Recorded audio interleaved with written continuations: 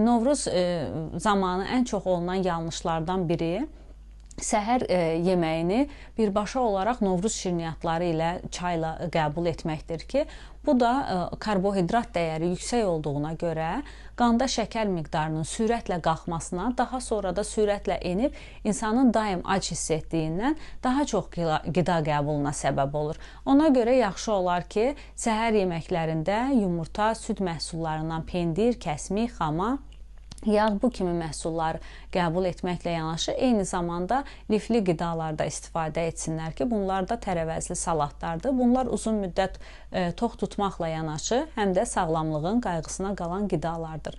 Və günün birinci yarısında 1-2 ədəd Novruz şirniyyatlarından yeməkdən sonra qəbul etmək orqanizmə enerji vermək üçün çox faydalıdır.